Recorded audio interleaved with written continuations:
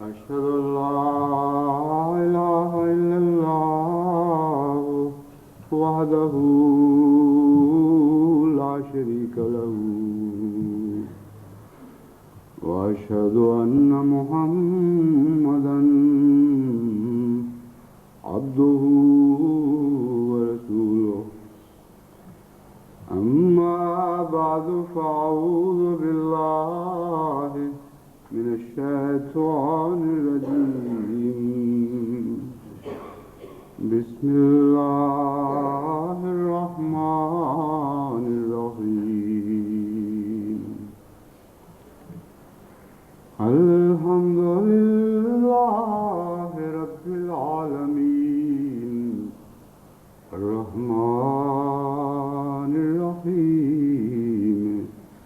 مالك يوم الدين إياك نعبد وإياك نستعين اهدنا الصراط المستقيم صراط الذين أنعمت عليهم غير المغضوب عليهم ولا الضالين له معقبات من بين يديه ومن خلفه يحفظونه من أمر الله إن الله لا يغير ما بقوم حتى يغيروا ما بأنفسهم وإذا أراد الله بقوم سوءا فلا مرد له وما لهم من دونه من وال۔ قرآن کریم کی جس آیت کریمہ کی میں نے تلاوت کی ہے یہ سورہ الرعد سے لی گئی ہے۔ کہنے کو تو یہ ایک ہی آیت ہے مگر بہت سی وسیع مطالب پر پھیلی پڑی ہے۔ اس کی وسعتیں حال ہی سے نہیں ماضی سے بھی اور بہت دور کے ماضی سے تعلق رکھتی ہیں، اور مستقبل سے ہی نہیں بلکہ بہت دور کے مستقبل تک اس کا اثر چلتا چلا جاتا ہے، اور اس کے مضمون کا تعلق ہمہ گیر ہے۔ دنیاوی امور سے بھی تعلق رکھنے والی آیت ہے اور دینی امور سے بھی۔ حفاظت کا مضمون بالعموم بھی بیان کرتی ہے اور بالخصوص بھی، یعنی دنیاوی حفاظت کا بھی ذکر ہے اور دینی حفاظت کا بھی۔ وہ مضمون بھی اس آیت میں بیان ہوا جس سے جماعت بہت دیر سے معروف چلی آتی ہے، یعنی مجددیت کا مضمون، کہ کیسے خدا تعالیٰ حضرت صلی اللہ علیہ وآلہ وسلم کے پیغام کی حفاظت فرمائے گا اور فرماتا چلا جائے گا۔ جیسے ماضی میں توریت نے اس نبی کے پیغام کی حفاظت کے لیے کی کوشش کی اور حفاظت کے مضمون باندھے اور اس کی بنیادیں قائم کی، ویسے ہی مستقبل میں اس کی حفاظت کے لیے خدا تعالیٰ آئندہ بھی موقعات بھیجے گا۔ بہرحال یہ ایک بہت ہی وسیع اور تفصیلی مضمون ہے۔ میں صرف ایک خاص حصے سے متعلق آپ کی توجہ ایک حصے سے متعلق کچھ بیان کرنا چاہتا ہوں اور ایک خاص حصے پر آپ کی توجہ مرکوز کروانی چاہتا ہوں، جہاں اللہ تعالیٰ نے یہ فرمایا لہو معقبات من بین یدیہ ومن خلفہ۔ وہاں ایک تو عام مضمون ہے، یعنی ہر وہ شخص جو زندہ ہے، ہر وہ ذات جو زندہ ہے، وہ یوں ہی از خود زندہ نہیں ہے، بلکہ قیوم خدا کی طرف سے اس کے حفاظت کے ایسے گہرے انتظام ہیں جو اس کی پیدائش سے پہلے سے ہی چلے آ رہے ہیں اور جو اس کے مرنے کے بعد تک بھی جاری رہیں گے. اس کے پیچھے بھی اس کی حفاظت ہے اور اس کے آگے بھی اس کی حفاظت ہے, اور اس کی زندگی کے دوران بھی آگے اور پیچھے اللہ تعالیٰ کی حفاظت کرنے والے اس کی حفاظت کا انتظام کر رہے ہیں, ورنہ زندگی کا از خود قائم رہنا ممکن ہی نہیں. لکھوک ایسے محرکات موجود ہیں, لکوک ایسے اسباب موجود ہیں جن کو اگر زندگی پر غلبہ پانے کی اجازت دے دی جائے تو ان میں سے ایک بھی زندگی کو فنا کرنے کے لیے کافی ہے. بہرحال یہ ایک بہت ہی وسیع اور تفصیلی مضمون ہے, صرف اشارتاً میں اس کا ذکر کر کے اب دوسرے حصے کی طرف آپ کی توجہ مبذول کرواتا ہوں, اور وہ ہے روحانی حفاظت. یہاں خصوصیت کے ساتھ حضرت اقدس محمد مصطفیٰ صلی اللہ علیہ وآلہ وسلم اور آپ کا پیغام بھی مراد ہے. لہو موقباتوں میں سب سے زیادہ اہل حفاظت کا حضرت اقدس محمد مصطفیٰ صلی اللہ علیہ وآلہ وسلم کو قرار دیا, اور فرمایا گیا کہ آپ کے پہلے سے ہی, آپ کی نبوت کے آغاز سے بھی پہلے سے خدا تعالیٰ نے آپ کے مضمون کی, جس مضمون کو آپ نے دنیا میں پیش کرنا تھا, اس کی حفاظت کا پہلے سے انتظام کر رکھا تھا.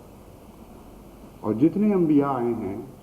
وہ اسی مضمون کی حفاظت کرتے چلے آئے تھے, اور اس مضمون کو حفاظت کے ساتھ آگے بڑھاتے چلے گئے.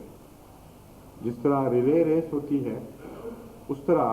ایک نبی سے دوسرے نبی اور دوسرے نبی سے تیسرے نبی تک مضمون منتقل ہوتے رہے, اور بالآخر مقصد یہ تھا کہ آن حضرت صلی اللہ علیہ وآلہ وسلم جو امین ہیں, جن کے متعلق خدا نے فرمایا کہ آپ امانت کے اہل تھے, آپ ہی اکیلے تھے جو امانت کا حق ادا کرنے کے لیے آگے بڑھنے کے اہل تھے, چنانچہ آپ آگے بڑھے. ان تک بحفاظت یہ دین کی امانت منتقل کی گئی, جس کے پیچھے ایک بہت ہی لمبا گہرا حفاظت کا مضمون چلتا ہے, جس کی تفصیل بہت بڑی ہے. کئی پہلوؤں سے جب اس مضمون پہ آپ غور کریں تو بڑے ہی دلچسپ مطالب سامنے روشن ہوتے چلے جاتے ہیں. اور فرمایا کہ اس مضمون کی بعد میں بھی, یعنی جو پیغام آن حضرت صلی اللہ علیہ وآلہ وسلم پر آ کے کامل ہوگا, جس کے یہ امین ٹھہرائے گئے ہیں, ان کی قیامت تک اس پیغام کی حفاظت کا انتظام خدا تعالیٰ نے فرما دیا ہے. اور ایسے موقبات خدا تعالیٰ بھیجتا چلا جائے گا کہ جب بھی اس پیغام کی روح کو یا اس کے جسم کو خطرہ لاحق ہوگا تو خدا تعالیٰ کے مقرر کردہ موقبات اس کی حفاظت فرمائیں گے. یہاں ایک اور دلچسپ پیغام بھی ہے جو خاص طور پر آپ کے لیے ہے. فرمایا لہو موقبات من بین یدیہ ومن خلفہ یحفظونہ من امر اللہ. اس کے مان بعد فرمایا ان اللہ لا یغیر ما بقوم حتی یغیروا ما بانفسہم. یہاں اس مضمون کو خوب کھول دیا کہ خدا تعالیٰ ہرگز ایسی قوم کی حالت نہیں بدلا کرتا, یعنی اپنی نعمتیں اس سے نہیں چھینتا, اپنے پیار کا سلوک اس سے ترک نہیں فرماتا, جو اس چیز کی حفاظت کرتی ہیں جو ہم نے ان کو دی ہوئی ہے. ان اللہ لا یغیر ما بقوم میں یہاں وہ امانت آ گئی جو امانت حضرت صلی اللہ علیہ وآلہ وسلم کی وساطت سے ایک قوم کی سپرد کی گئی. خدا یہ وعدہ کرتا ہے کہ اگر وہ قوم اس امانت کی حفاظت کرے گی تو خدا تعالیٰ اس قوم سے اپنی نعمتوں کو نہیں چھینے گا. یہاں لفظ نعمت کا ذکر نہیں, مگر اسی مضمون کی آیت دوسری جگہ ہے جہاں نعمت کا واضح ذکر موجود ہے. یعنی جتنی نعمتیں بھی خدا تعالیٰ نے اس قوم کو عطا کی ہوں, جو وفاداری کے ساتھ خدا تعالیٰ کی امانت کی حفاظت پر مستعد ہو جائے, اللہ تعالیٰ فرماتا ہے ان میں سے ایک بھی واپس نہیں لی جائے گی, بلکہ جب تک وہ اس امانت کی حفاظت پر مستعد رہیں گے, خدا تعالیٰ کے فرشتے ان کے آگے اور پیچھے ان کی حفاظت کرتے چلے جائیں گے. تو یہاں مضمون حفاظت، ظاہری حفاظت سے دینی حفاظت کی طرف منتقل ہوا، اور دینی حفاظت سے پھر دوبارہ دنیاوی حفاظت کی طرف منتقل ہوا ہے، اور جامع بن جاتا ہے، صرف ظاہری نہیں بلکہ دینی دونوں مضامین پر مشتمل ہو جاتا ہے۔ تو ہمیں جتنے بھی خطرات اس وقت درپیش ہیں بحیثیت جماعت احمدیہ، ان پر دیکھیں کس طرح واضح طور پر اور تفصیل سے چسپاں ہونے والی آیت ہے۔ ہمارے جتنے خطرات ہیں ان میں سے ایک بھی ایسا نہیں جو ہماری ذات سے تعلق رکھتا ہو۔ تمام خطرات کا تعلق حضرت اقدس محمد مصطفیٰ صلی اللہ علیہ وآلہ وسلم کی پیغام کی حفاظت کی کوشش سے ہے۔ حضرت مسیح موعود علیہ الصلوۃ والسلام کی آمد کی غرض و غایت یہ ہے کہ حضرت صلی اللہ علیہ وآلہ وسلم کے پیغام کو ازسر نو زندہ کریں، وہ تمام حصے جو زوائد بعد میں داخل ہوئے ان کو نکال دیں، اور جو کمیاں کر دی گئی تھیں اس پیغام میں اندھیری صدیوں کے نتیجے میں کے دوران، ان کو دوبارہ بحال کریں، اور پوری شان کے ساتھ، اس کامل حسن کے ساتھ جس حسن کے ساتھ اسلام حضرت محمد مصطفیٰ صلی اللہ علیہ وآلہ وسلم پر نازل فرمایا گیا، اس کے نوک پلک درست کر کے اسی شکل میں دوبارہ دنیا کے سامنے پیش کریں۔ اس کا نام مجددیت ہے۔ اور حضرت صلی اللہ علیہ وآلہ وسلم کے بعد 1000 سال کے مجددیت کا کام حضرت مسیح موعود علیہ السلام کو سونپا گیا۔ بہت بڑا کام تھا، کیونکہ 14ویں صدی سے پہلے تقریباً ہر صدی میں کچھ نہ کچھ نقائص ایسے رہے جن کو مجددین نے دور تو کیا مگر کچھ باقی رہ گئے، اور وہ نقائص جمع ہوتے رہے۔ چنانچہ یہ ایسی شکل نہیں ہے کہ ہر صدی کے مجدد نے پچھلے سارے نقائص، ساری دنیا کے نقائص دور کر دیے اور ازسر نو بالکل اسی طرح اسلام کو شروع کر دیا۔ یہ غلط تصویر ہے۔ حقیقی تصویر اگر آپ تاریخ پر نظر ڈال کے دیکھیں تو یہ ہے کہ کچھ نہ کچھ نقائص وہ اس چھاننی سے، مجدد کی چھاننی سے نکلے ہیں اور اگلی صدی میں بھی چلے گئے ہیں، اور پھر کچھ اور جمع ہو گیا اور پھر وہ اس سے اگلی صدی میں منتقل ہو گئے، یہاں تک کہ پہلی 3 صدیوں کی جو فضیلت تھی وہ جاتی رہی، اور آخری جو صدیاں شروع ہوئیں ان کے متعلق حضرت صلی اللہ علیہ وآلہ وسلم نے رات سے مثال دے دی۔ اگر 100% اسلام کا نور قائم رہتا بغیر کسی نقص کے اور بغیر کسی زیادتی کے، تو ممکن ہی نہیں تھا کہ حضور اکرم صلی اللہ علیہ وآلہ وسلم یہ فرماتے ہیں کہ میرے بعد پہلی نسل، پھر دوسری اور پھر تیسری نسل، یہاں تک تو روشنی ہے اور اس کے بعد اندھیرے کا زمانہ شروع ہو جائے گا۔ یہ ممکن ہی نہیں تھا۔ بس جب میں کہتا ہوں کہ مجددین کے آنے کے باوجود اگرچہ روشنی کی حفاظت ضرور ہوئی مگر تمام روشنی کی نہیں ہوئی، اس لیے حضرت مسیح موعود علیہ السلام کے سپرد جو کام ہوا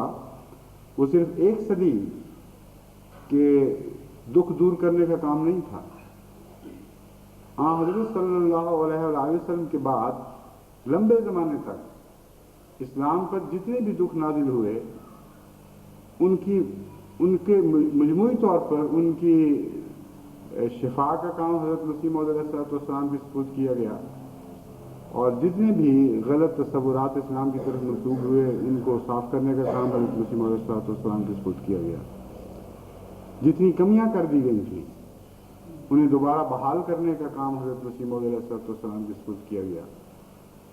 اور ہر احمدی جانتا ہے کہ اس کے سوا اس کا کام ہی کوئی نہیں، دعویٰ ہی اور کوئی نہیں، زندگی کا مقصد ہی اور کوئی نہیں۔ بس آپ جو تکلیف اٹھا رہے ہیں یا آپ کو جو خدشات ہیں وہ خالصتاً دین اسلام کی حفاظت کے لیے درپیش ہے، اور اللہ تعالیٰ آپ سے وعدہ کرتا ہے کہ تم اگر میرے پیغام کی حفاظت پر مستعد رہے تو میں تمہاری حفاظت کروں گا۔ مولویوں نے آ کے شور مچایا کہ ہم تعاقب کرنے آئے ہیں لوگوں کا، جہاں جہاں جائیں گے تعاقب کریں گے، تم جتنا چاہو تعاقب کر لو۔ ہمیں تو 1400 سال پہلے خدا تعالیٰ نے خبر دے دی تھی اور فرمایا تھا کہ تمہارا تعاقب کرنے والے تمہارے پیچھے دوڑیں گے. ہم تمہیں بتاتے ہیں لہو معقبات من بین یدیہ ومن خلفہ، تمہارے آگے بھی خدا کی حفاظت کرنے والے دوڑ رہے ہوں گے، تمہارے پیچھے بھی خدا کی حفاظت کرنے والے دوڑ رہے ہوں گے. کون ہے جو تمہیں تعاقب کر کے تمہارا نقصان پہنچا سکے؟ بس شرط یہ ہے اس عہد کے ساتھ لوٹنے والے واپس لوٹیں کہ جس عظیم امانت کی حفاظت کا عہد لے کر وہ ڈٹے ہوئے ہیں خدا کی راہ میں، اور فیصلہ کر چکے ہیں کہ موت قبول کر لیں گے لیکن 1 انچ بھی اس کی حفاظت کے کام سے پیچھے نہیں ہٹیں گے. اس عہد پہ قائم رہیں، اسی میں ان کی حفاظت ہے. اگر آپ خدا کے دین کی حفاظت پر مستعد رہیں اور وفادار ٹھہریں تو اللہ تعالیٰ کے فرشتے لازماً آپ کے آگے اور پیچھے آپ کی حفاظت کریں گے، اور جماعت احمدیہ کو کسی قیمت پہ نہیں مٹنے دیں گے، بلکہ ان تمام نعمتوں سے متمتع فرمائی جائے گی جماعت احمدیہ جو نعمتیں حضرت صلی اللہ علیہ وآلہ وسلم اور آپ کے غلاموں کو عطا ہوئی تھی. اور خدا فرماتا ہے کہ ان میں سے کوئی نعمت بھی میں واپس نہیں لوں گا. اس خطاب کے بعد میں عمومی دعا کی تحریک کر کے اب اس خطبے کو ختم کرتا ہوں، کیونکہ بہت سے دوست ہمارے باہر سے تشریف لائے ہوئے ہیں جو صرف خطبے کی خاطر یہاں ٹھہرے. ان کے جانے کے مختلف پروگرام ہیں، اور ہو سکتا ہے بعضوں کے فلائٹس کا وقت بھی آ رہا ہو قریب، کسی نے انگلستان ہی کسی دور کی جگہ جانا ہے، لیکن چونکہ آئے ہوئے تھے اس لیے خطبے کی جمعہ یہاں پڑھنے کی خاطر ٹھہر گئے. کچھ میرا خیال ہے ابھی کھانا کھانے والے بھی ہوں گے، اس لیے اتنا ہی مضمون آج کے لیے کافی ہے. دعا کے لیے میں یہ تحریک کرتا ہوں، جاتے ہوئے بھی دعا کرتے چلے جائیں. بدنیتیں کم ہونے کی بجائے بڑھتی جا رہی ہیں، ارادوں میں اصلاح کی بجائے بدی اور شرارت زیادہ ہوتی چلی جا رہی ہے، اور یہ سمجھا جا رہا ہے کہ جماعت احمدیہ کو نقصان پہنچانے میں ہماری زندگی ہے. اور اتنے خود غرض لوگ ہیں کہ اگر اپنی بد جان کی حفاظت کے لیے ہزارہا معصوم جانیں ہلاک کرنی پڑے تو ان کو قطعاً کوئی فرق نہیں پڑے گا. ایسی خود غرضی اور ایسا ظلم طبیعتوں میں داخل ہو چکا ہے. بس ایسے لوگوں سے آپ کا واسطہ ہے، اس لیے بہت زیادہ آپ کو خدا کی حفاظت کی ضرورت ہے. اور قرآن کریم نے آپ کو راز بتا دیا ہے اپنی خدا تعالیٰ کی حفاظت کا کہ تم دین اسلام کی حفاظت پر کمر بستہ ہو جاؤ اور اپنی حفاظت کا فکر خدا تعالیٰ کے فرشتوں کے اوپر رہنے دو. اس کے فرشتے تمہاری حفاظت فرمائیں گے آگے اور پیچھے، اور اتنی دور تک ان کی حفاظت کے اثرات جائیں گے کہ تمہارے خواب و خیال میں بھی نہیں آ سکتے. لیکن ساتھ ہی معین طور پر دعائیں بھی کریں. ہم یہاں آپ کے لیے دعا گو ہیں، اور جس حد تک پیش جاتی ہے خدا کے حضور بھی گزاری کرتے ہیں اللہ ہمارے سب بھائیوں اور بہنوں اور بڑوں اور چھوٹوں کو اپنے پیار اور حفاظت میں رکھے، اور ان کی طرف سے خوشیوں کی خبریں پہنچائے اور غم کی خبریں نہ دکھائے. بہرحال اللہ کی رضا پر ہمیں راضی رہنا ہے. اس کا فضل ہو، اس کا ابتلا ہو، جو کچھ بھی ہو ہم اس پر راضی رہیں گے انشاءاللہ، اور کبھی بھی ناشکری کے کلمات زبان پر نہیں جاری ہوں گے. لیکن اپنے پیاروں کو دکھ بہرحال بعض دفعہ ناقابل برداشت ہو جاتا ہے. اس لیے ہم آپ کے لیے دعا گو ہیں، آپ ہمارے لیے دعا کرتے رہیں. اور انگلستان کے جو احمدی جنہوں نے آپ کی خدمت کی، آپ سے پیار و محبت کا سلوک کیا، ان کو بھی دعا میں یاد رکھیں، اور یہ عہد کر کے جائیں کہ کسی قیمت پر 1 انچ بھی خدا کے دین کی حفاظت سے پیچھے نہیں ہٹنا. اسی میں آپ کی زندگی ہے.